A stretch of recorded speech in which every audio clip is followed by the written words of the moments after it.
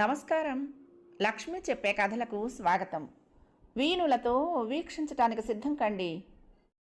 ప్రియ సఖులు, ఇప్పుడు మనం ప్రముఖ రచయిత కీర్తిశేషులు శ్రీ బెహరా వెంకట సుబ్బారావు గారు రచించిన సత్యమాధవీయం అనే ఒక చక్కటి కథను విందామండి. ఈ కథ ఆంధ్రజ్యోతి వారపత్రికలో 10/1/1975లో ప్రచురింపబడింది.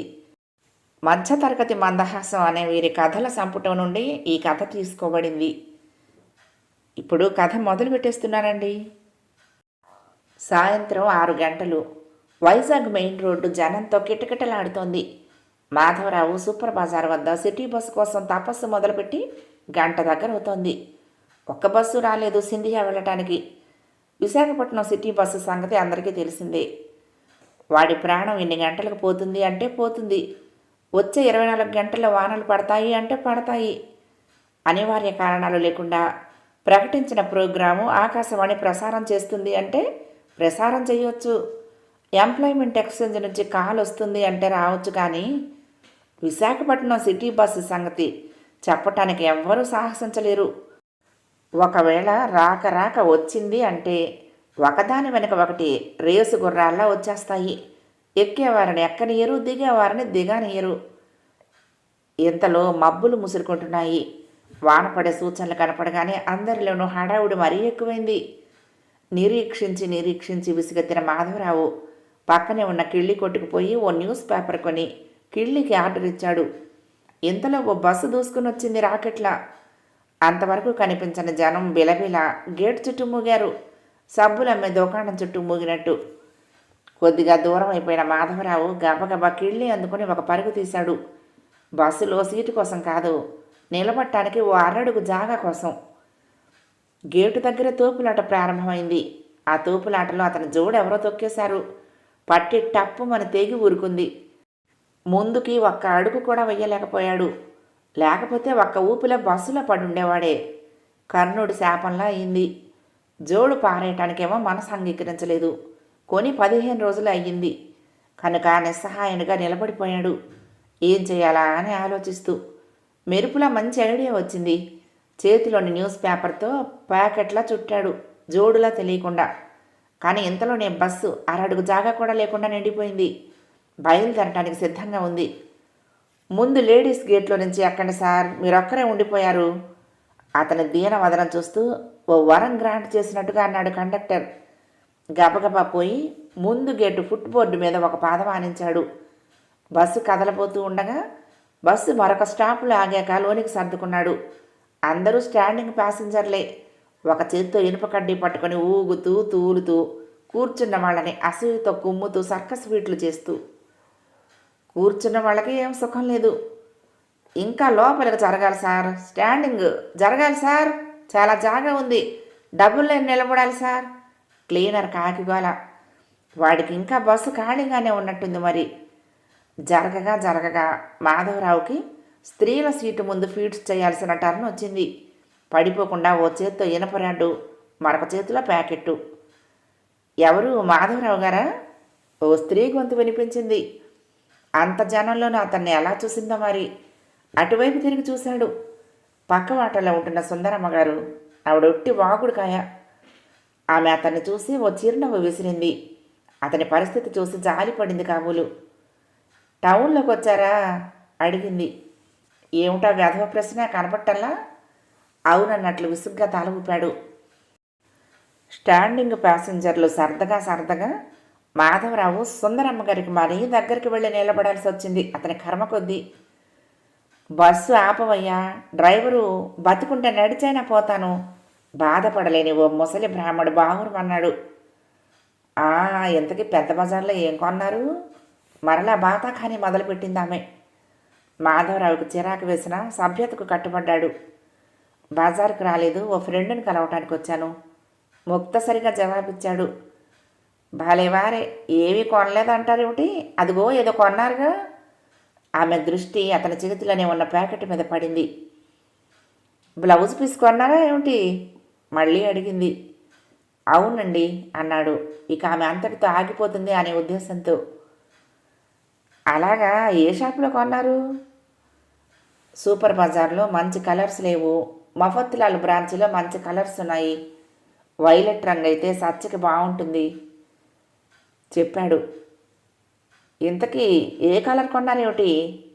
ఆమె ప్రశ్నకి మాధవరావుకి ఒళ్ళు మండుకొచ్చింది. ఆమె ప్రవర్తనకు అతనికి ఒంటి మీద తేళ్లు జరులు పాకుతున్నాయి. మరొక నిమిషం పోతే ఎవరికి కొన్నారు? మీటర్ 30 రూపాయలదా 40 రూపాయలదా? ఏది ఇటు ఇవ్వండి చూస్తానంటుందేమో అనుకున్నాడు.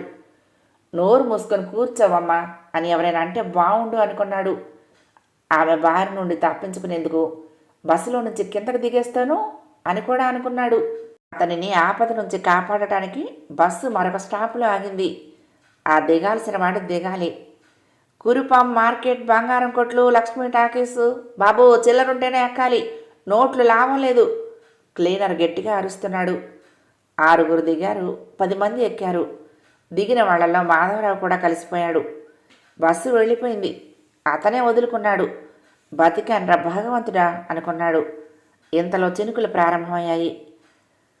మాధవరావు ఇల్లు చేరేసరికి రాత్రి 10 అయ్యింది.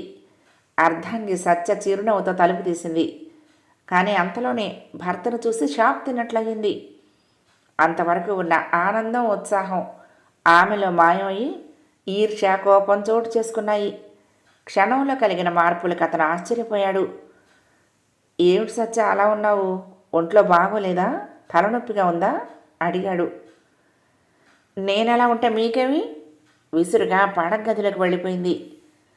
సత్య ఆమె కోపకారణం ఏమిటో ఊహించలేకపోయాడు.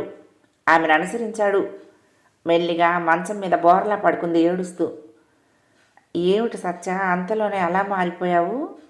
మెల్లగా ఆమె పక్కకు చేరాడు. మారిపోయింది మీరా నేనా? బుస్సుమంది. తాచుపావులా తాలెత్తి కోపంగా చూసి మళ్ళీ పడుకుంది. నన్ను అమాయకురాలను చేసి ఇష్టం వచ్చినట్లుగా నాటకాలు ఆడుతున్నారు, మోసం చేస్తున్నారు. కపట ప్రేమను తెలియక మోసపోయాను. వెక్కి వెక్కి ఆడవటం మొదలుపెట్టింది. అయోమయ స్థితిలో పడ్డాడు అతను. కొంచెం చిరాకు కూడా వేసింది. అసలు సంగతి చెప్పకుండా ఏమిటి ఇదంతా? ఇప్పుడు ఏమైందని? తనేం చేశాడని? అతనిలో సహనం నశించింది. ఏం చేశారో నా నోటితోనే చెప్పించాలని ఉందా? ఆడదంటే మీ మగవారికి ఆట వస్తువు. మీరే సర్వస్వం అనుకున్న నన్ను సర్వనాశనం చేస్తున్నారు. తీరని ద్రోహం చేస్తున్నారు. ఆ బ్లౌజ్ పీసు సంగతి నాకు తెలియదు అనుకున్నారా? ఆమె గొంతు జీరపోయింది. ఓ, అయితే సుందరమ్మ గారు చెప్పారా? తేలిగ్గా కొట్టిపారేసినట్లు అన్నాడు. మిస్టరీ వీడిపోయిందని. ఎవరు చెప్తే ఏమి కానీ నిజం అవునా కాదా నిలదీసి అడిగింది ఆమె సీరియస్గా. అవును నిజమే. అబద్ధం అడగ తప్పింది కాదు. నిజం చెప్పినా ఆమె వినే పరిస్థితిలో లేదు కనుక. సుందరమ్మ మందర అవతారం ఎత్తింది కనుక. నిజమా? చిచి, ఎందుకు వచ్చిన బతుకు? ఎంత ధైర్యంగా అంటున్నారు? నేనంటే మీకు ఎంతో ప్రేమ, అభిమానం అని ఇంతవరకు పొంగిపోయాను. ఇప్పుడు మోసపోయాను. ఆమె నోటి నుండి మాటలు వణుకుతున్నాయి. తడబాటు ఎక్కువైంది. ఆమె పరిస్థితి చూసిన మాధవరావుకి నవ్వాలో ఏడవాలో అర్థం కాలేదు. పక్క వాటలోని సుందరమ్మగారి అబ్బాయి పారిజాత అపహరణం కంఠస్థం చేస్తున్నాడు. ఆహా, గీతాచార్యులు కూడా ఆనాడు ఇలాంటి అవస్థ పడ్డాడు కదా. మానవ మాత్రలో మనమో లెక్క. స్త్రీ జాతి ఆనాడు ఈనాడు ఒక్కటే. అసూయకు మారు పేరు ఆడది అని ఊరికే అన్నారా పెద్దలు. శ్రీకృష్ణుడు ఆనాడు ఏదో ప్రామిస్ ఇచ్చి తప్పించుకున్నాడు. మనం కూడా అలానే చేస్తే పోలే. ఇలాంటి ఆపదల నుండి గట్టెక్కటానికి ఆదర్శప్రాయుడు కదా గోపాలుడు, మార్గదర్శి కదా మురారి. నెమ్మదిగా చెయ్యి వేశాడు భార్య భుజం మీద. ఇంకా ఇక్కడెందుకు, దాని దగ్గరికే వెళ్ళండి కసురుకుంది ఆమె అతని చేయి తోసేస్తూ. పరాగ్గా ఉన్న అతను తుళ్ళిపడ్డాడు. చూడు సచ్చా, తలుపు తీయగానే ఏడుపులు పెడబొబ్బులు అయితే ఎలా? నీ మాటలు నీవేనా? నన్నేమైనా చెప్పనిస్తావా లేదా? బాగా తగ్గిపోయిన మాధవరావు అనునయించడం మొదలుపెట్టాడు. మీరేమీ కల్పించి చెప్పక్కర్లేదు, అంతా నాకు తెలుసు. ఆమె కోపం ఏమాత్రం తగ్గలేదు. బాగా చెప్పావు సత్య. ఇప్పుడు కల్పించి కథ లేకపోతే అస్సలు కుదరదు అనుకున్నాడు.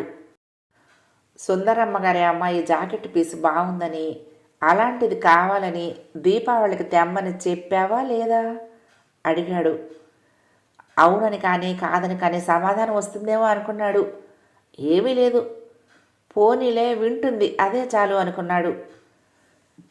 ఇవాళ సాయంత్రం టౌన్లోకి వెళ్ళినప్పుడు జ్ఞాపకం వచ్చింది.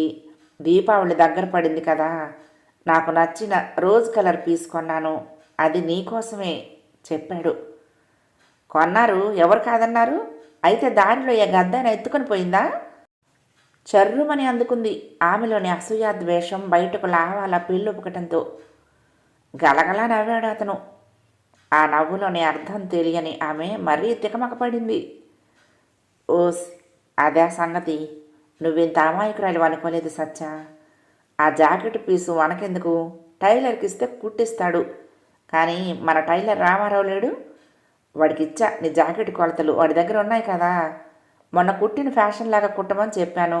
మళ్ళీ టౌన్లోకి వెళ్ళటం ఎందుకని వెంటనే ఇచ్చేశా. దీపావళి 2 రోజులు ముందుగా వచ్చి తీసుకువెళ్ళమన్నాడు అంటూ సత్యని ఒడిలోకి తీసుకున్నాడు మాధవరావు. సుందరమ్మ గారి అబ్బాయి ఇంకా పారిజాత పహరణంలోని పద్యాలు వల్లవేస్తున్నాడు. కథ సమాప్తం. ప్రియ సఖులు, ఈ కథ మీకు నచ్చితే తప్పకుండా లైక్ చేయండి, షేర్ చేయండి, కామెంట్ చేయండి, సబ్స్క్రైబ్ చేసుకుని నన్ను ఎంకరేజ్ చేయండి. ఉంటానండి. ప్రేమతో లక్ష్మి, కృష్ణా తీరం, దుర్గమ్మ సన్నిధానం. నమస్తే.